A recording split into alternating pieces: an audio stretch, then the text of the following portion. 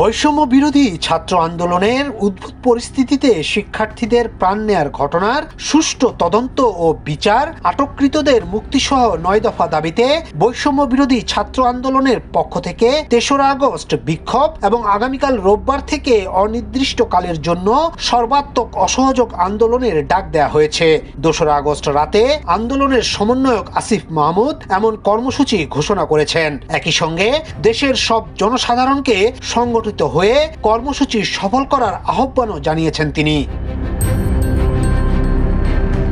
এছাড়াও আন্দোলনের অন্যতম সমন্বয়ক আব্দুল হান্নান মাসুদ এক ভিডিও বার্তায় অসহযোগ আন্দোলনের রূপরেখা গণমাধ্যমকে জানিয়েছেন। তিনি বলেছেন, অসহযোগ আন্দোলনে কেউ কোনো ধরনের ট্যাক্স বা খাজনা প্রদান করবেন না, বিদ্যুৎ বিল, গ্যাস বিল, পানির বিল সহ কোনো ধরনের বিল পরিশোধ করবেন না। সকল ধরনের সরকারি বেসরকারি প্রতিষ্ঠান, অফিস আদালত ও কলকারখানা বন্ধ থাকবে। আপনারা কেউ অফিসে যাবেন না, শুধু মাস শেষে বেতন তুলবেন। এছাড়া দেশের সকল শিক্ষা প্রতিষ্ঠানের কার্যক্রম বন্ধ থাকবে। প্রবাসীরা ব্যাংকিং চ্যানেলে কোনো ধরনের রেমিটেন্স দেশে পাঠাবেন না। সকল ধরনের সরকারি সভা, সেমিনার আয়োজন বর্জন করবেন। বন্দরের কর্মীরা কাজে যোগ দিবেন না। কোনো ধরনের পণ্য খালাস করবেন না। দেশের কোনো কলকারখানা চলবে না। গার্মেন্টস কর্মী ভাই বোনেরা কাজে যাবেন না।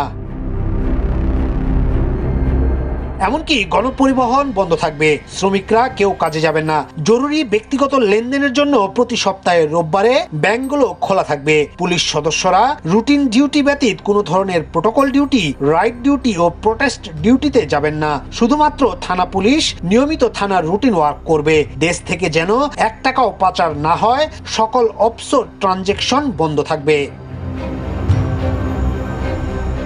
এছাড়াও বিজিবি ও নৌবাহিনী ব্যতীত অন্যান্য বাহিনী ক্যান্টনমেন্টের বাইরে ডিউটি পালন করবেন না। আমলারা সচিবালয়ে যাবেন না।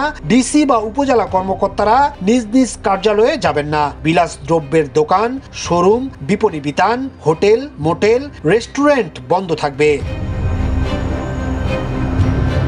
তবে হাসপাতাল, ফার্মেসি, জরুরি পরিবহন সেবা যেমন ওষুধ ও চিকিৎসা সরঞ্জাম পরিবহন, অ্যাম্বুলেন্স সেবা, ফায়ার সার্ভিস, গণমাধ্যম ও নিত্য প্রয়োজনীয় দ্রব্য পরিবহন, জরুরি ইন্টারনেট সেবা, জরুরি ত্রাণ সহায়তা এবং এই খাতে কর্তব্যরত কর্মকর্তা কর্মচারী পরিবহন সেবা চালু থাকবে এবং নিত্য প্রয়োজনীয় দ্রব্যের দোকানপাট বেলা ১১টা থেকে ১টা পর্যন্ত খোলা থাকবে। ইয়াসিন আলী, সোনালী নিউজ, ঢাকা।